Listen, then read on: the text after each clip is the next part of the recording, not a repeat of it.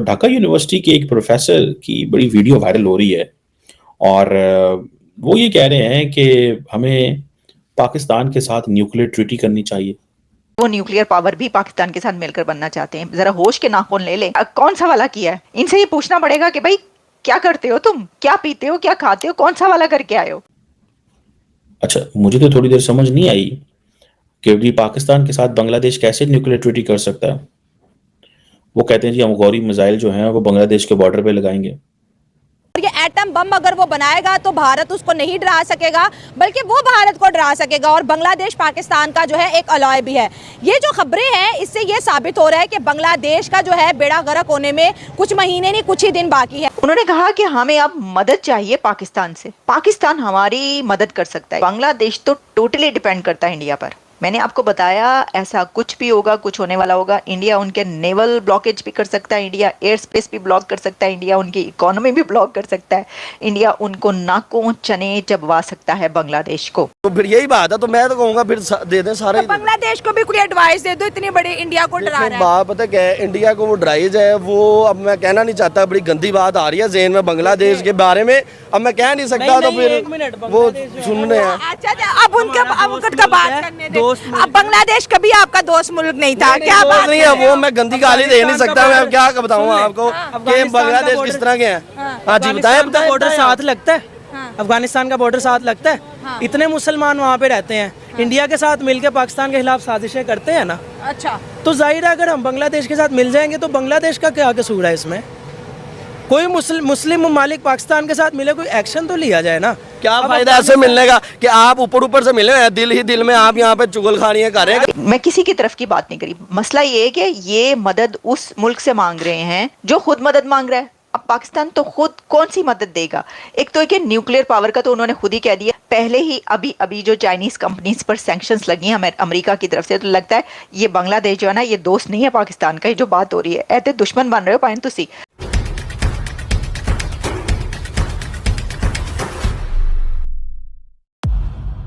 बांग्लादेश के एक प्रोफेसर ने सेमिनार में भारत के खिलाफ जमकर जहर उगला। उसने पाकिस्तान के साथ बांग्लादेश की दोस्ती की पैरवी की। उसका कहना है कि पाकिस्तान ही बांग्लादेश का सच्चा सहयोगी है। अगर भारत को रोकना है तो पाकिस्तान के साथ परमाणु संधि बांग्लादेश को करना चाहिए। उसने भारतीय सीमा के करीब मिसाइल तैनात करने की बात भी कही। बता दें, शेख हसीना के देश छोड़ने के बाद से ही बांग्लादेश में भारत विरोधी बयानों को खूब हवा दी जा रही है। बड़ी संख्या में लोग पाकिस्तान के साथ दोस्ताना रिश्तों की बात अब खुलकर करने लगे हैं। आइए देखते हैं इस पर मीडिया और लोगों ने क्या कहा और मिलते हैं वीडियो के अंत। पाकिस्तान तो चाह रहा है मैं ये कर लूं। बांग्लादेश तो पाकिस्तान का हिस्सा था ना, कैसे दिल साफ हो सकता है? दिल साफ हो ही नहीं सकता। आप बांग्लादेश में जाके आप कहें मैं पाकिस्तान से आया हूँ, वो आपको ऐसे देखेंगे कि जैसे कोई गाली दे रहा कोई आपको। ऐसे है ये भाई अभी भी ख्वाबों की जिंदगी में, ख्वाबों की जिंदगी नहीं जीनी चाहिए ना। जो ख्वाब की जिंदगी में रहता है तो फिर वो फिर ऐसे ही रहता है कि बस इमरान खान अच्छा है तो नवाज शरीफ अच्छा है। सब चोर है। हाँ। सब चोर है। जो आता खाता निकल जाता है, जो आता खाता निकल जाता है। हाँ। कोई भी जो है ना, कोई भी जो है आपके जो है यहाँ पे कोई सही बंदा नहीं है। मैं आपको सही बताऊँ, काश हम उन जैसे बन जाएं। किन जैसे? जैसे बांग्लादेशियों ने, वहाँ के स्टूडेंट्स ने जिस तरीके से वहाँ एक इनकलाब लेकर आए हैं, तो उस इनकलाब का क्या करना है कि खजाने खाली हो रहे हैं, बांग्लादेश एक बांग्लादेश बनी जा रहा है। उस इनकलाब देखो, आज़ादी से बड़ी कोई चीज़ नहीं होती। अच्छा, हाँ जी, आज़ादी से बड़ी कोई चीज़ नहीं होती। और दूसरा जो उन्होंने जो है ना ये कहा है ना कि हम पाकिस्तान के साथ मिल के एटम बम बनाएंगे, तो ये अच्छी बात है।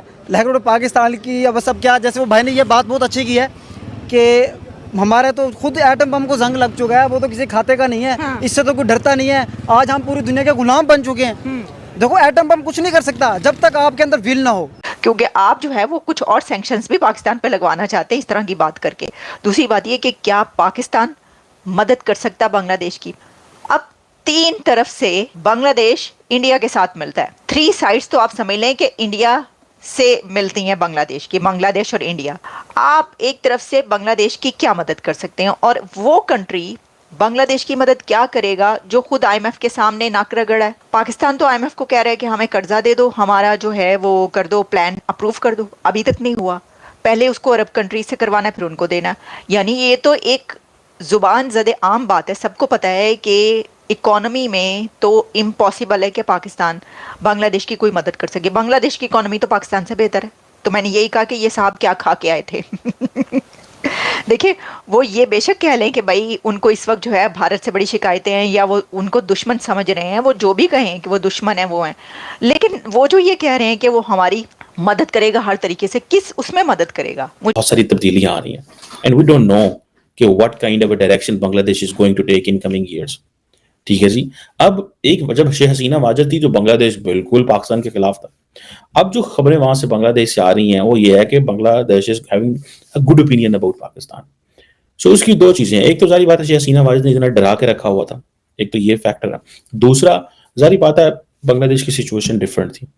अभी तक पाकिस्तान की तरफ से कोई ऐसी लंबी चौड़ी कोई स्टेटमेंट्स जारी नहीं की गई बांग्लादेश के लिए, स्वाय इसके कि बांग्लादेश और पाकिस्तान के दरमियान जो डायरेक्ट फ्लाइट्स हैं वो चलेगी। This is going to happen, ये हो रहा है, ये चीज एस्टैब्लिश की जा रही है कि बांग्लादेश और पाकिस्तान के दरमियान डायरेक्ट फ्लाइट्स चलेंगी।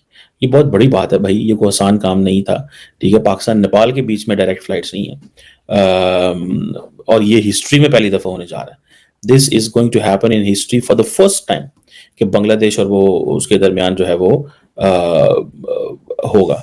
सो क्वेश्चन यहाँ पे ये आता है कि ये जो प्रोफेसर साहब कहते हैं न्यूक्लियर ट्रीटी पाकिस्तान के साथ होनी चाहिए, वो हमारे लिए रिलायबल है, ट्रस्टवर्दी सिक्योरिटी अलाय बन सकता है बांग्लादेश का।